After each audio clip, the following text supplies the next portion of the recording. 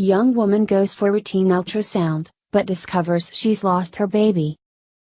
Few things in life are as devastating and painful as losing one's child. For the most part, when we think child, though, we imagine an older child who has already been born. But then, there are miscarriages. Anyone has sadly experienced a miscarriage, and these are common, knows the unspeakable sadness that ensues. But not everyone can put that sadness into words. That's why we felt this post, written in January 2017 by Facebook user Emily Christine Falver, just needed to be shared. Her words hit me in the chest like a ton of bricks. Read her words, which speak so powerfully to the soul, below. I had to pee so badly, but they wouldn't let me go. They said I needed a full bladder because it's easier to see the baby during the ultrasound. I remember feeling so frustrated, not only because of my full bladder, but because I had to fill out what seemed like 50 pages of paperwork before I could empty my bladder and see the baby I'd been waiting to see for 8 weeks. I finally was walked to the back room, where I was greeted with a smile from everyone because the happiness from carrying a baby was contagious. The ultrasound began and I saw the images right in front of me. My heart was beating out of my chest. This was exciting. This was a day my husband and I had been waiting for over a year. But these images were different than the ones I've seen on Facebook that all my girlfriends had posted. Something was wrong.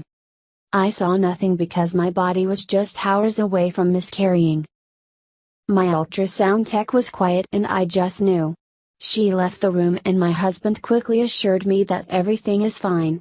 But don't tell that to a girl who has seen hundreds of ultrasound photos, who has searched Instagram for the hashtag 8 weeks to see what her baby now looked like. I knew it wasn't right, and it wasn't.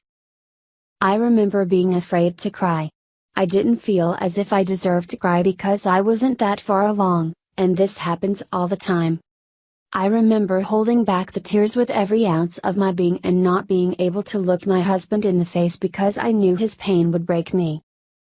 I was sent home to let my body naturally run its course, and it did.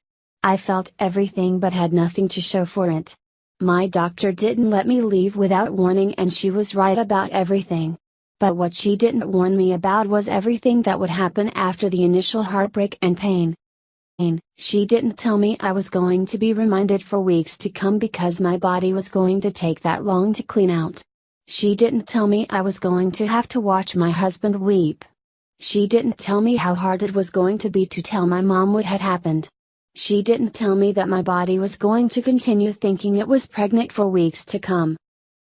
How hard it was going to be to tell people I was fine when I wasn't. She didn't tell me that this was going to make me a jealous person overnight. She didn't tell me how much harder the question, "When are you having kids?" was going to be. And she didn't tell me that it was going to be so hard losing someone I had never met. But she did tell me it was okay to cry, and she did tell me that I wasn't alone. Miscarriages are so real and so common. In fact, 1 out of 4 women experience a miscarriage, but don't let that confuse you into thinking it hurts any less.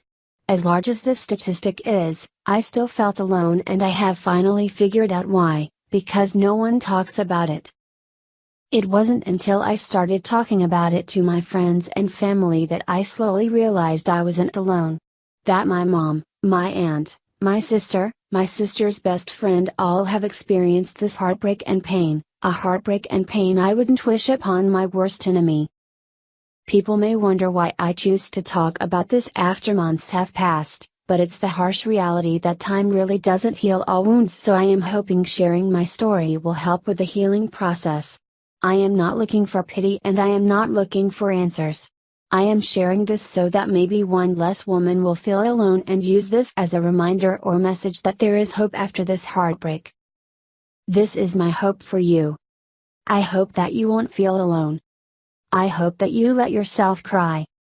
I hope that you will see the light at the end of the tunnel. I hope that though your faith will be tested, you will be strong. I hope you find peace. I hope you won't be afraid to try again. I hope that you don't blame yourself. I hope that your friends hug you a little tighter. I hope that you give someone else hope through your hardship. I hope that you are light in the darkest of time. And I hope that you celebrate that baby's life as much as you celebrate the next, because no matter how short a life, all life deserves to be celebrated and all loss should be mourned. Feel free to share if this spoke to you or you feel as if it might speak to someone you know. Matthew 7:7. Please consider sharing Emily Christine Falver's powerful words with any woman you know who has experienced a hardship. You may bring comfort to her heart by reminding her that she's not alone.